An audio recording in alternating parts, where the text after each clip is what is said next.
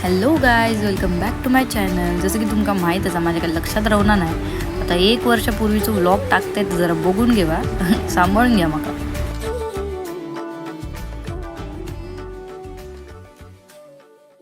पाहायला गेलं तर खूप रॅन्डम असा प्लॅन ठरला होता माझा की वीकेंड आहे आणि आजी आजोबांना खूप वेळ भेटली नाही आहे, तर त्यांना भेटून येऊया. त्यामुळे मी असं व्लॉग बनवणार असं काही स्पेसिफिकली माइंडमध्ये ठेवलं नव्हतं.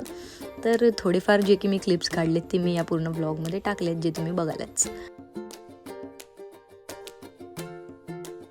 आता गावी आलो आणि कुठे फिरलो नाही असं तर होणं शक्यच नाही, आणि ते पण कोकणात.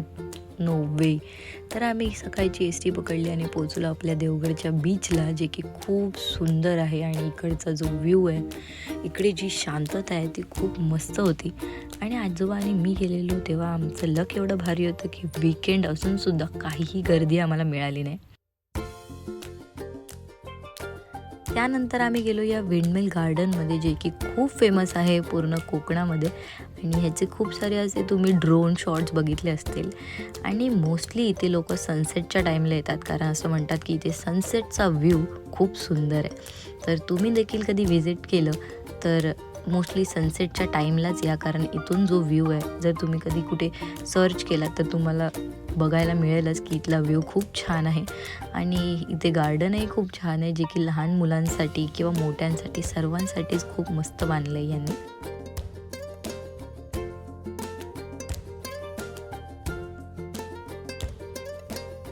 त्यानंतर आम्ही गेलो कुणकेश्वराच्या मंदिरात, जे की देवगड बीचपासून 10 ते 15 मिनिटाच्या अंतरावर आहे. आणि जर तुम्हाला माहीत नसेल तर हे महादेवांचं खूप प्रसिद्ध असं मंदिर आहे. तर तुम्ही देखील इथे नक्की एकदा व्हिजिट करा. आणि कोकणच्या एकूण एका माणसाने हे व्हिजिट केलं असेल, हे मी तुम्हाला 100% गॅरंटी सकट सांगू शकते.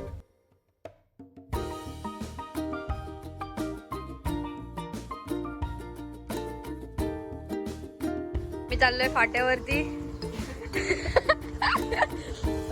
काय खायला चाललंय आम्ही घरी सांगितलं आम्ही काय खाणार नाही, पण आम्ही काहीतरी खावं येणार आहे.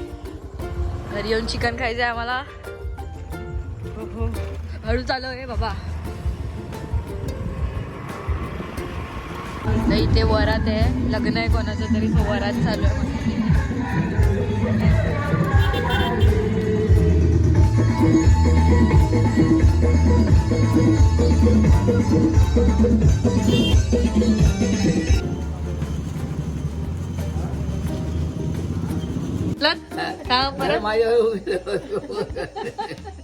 कोळीन बरोबर फोटो काढून येईल. बोलतात मस्त दिसते.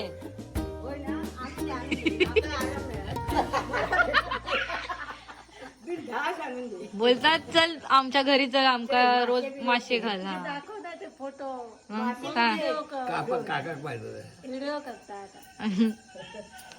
काय करूया, आणूया तिला. काय नाही तुमचं या, आम्ही काय सांगायचं काय. एक एकच पोसू भारी पडतात. बघ काय बोलतात. किती असतात आपण म्हणतो खाण्यातील माती.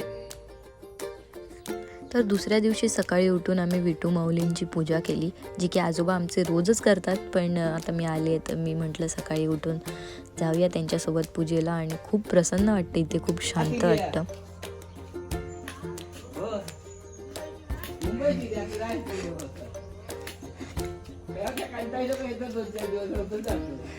अभ्यास आहे तुझा? काकाला जाऊ थांब. हे बघ, अभ्यासाच्या नावाने मला बोललं बाहेर नाही जायचंय फिरायला, आणि आता अभ्यास.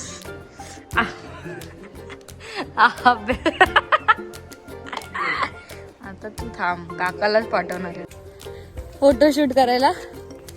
एवढा घाम आलाय तर बघू शकता तुम्ही माझ्या तोंडावरती. खूप कष्ट घेतले त्याने. तर दुसऱ्या दिवशी दुपारी आम्ही काका काकीकडे जायचं ठरवलं, कारण मोस्टली मी गावी आली कीच त्यांना भेटते, कारण आमचा काका गावी राहतो. आणि तिथलं त्याचं गावही खूप सुंदर आहे जिथे तो राहतो, जे की कडावल आहे.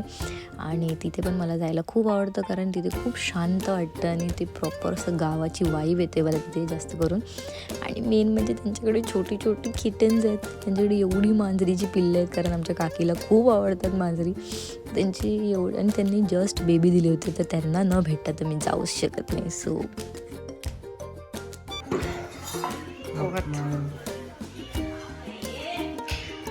उपवासाचं ताट बनवतायत माझ्यासाठी एकदम मस्त.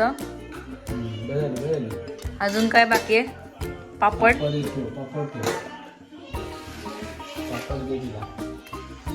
ए मोदक लपवू नको.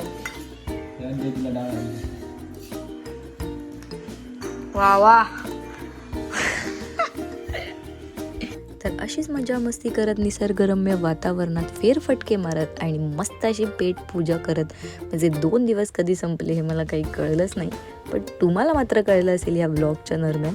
पण मी हा व्लॉग टाकायला विसरली. तसंच तुम्ही एक गोष्ट करायला विसरू नका. लाईक करा, शेअर करा, कमेंट तर कराच आणि सबस्क्राईब देखील करा. बाय.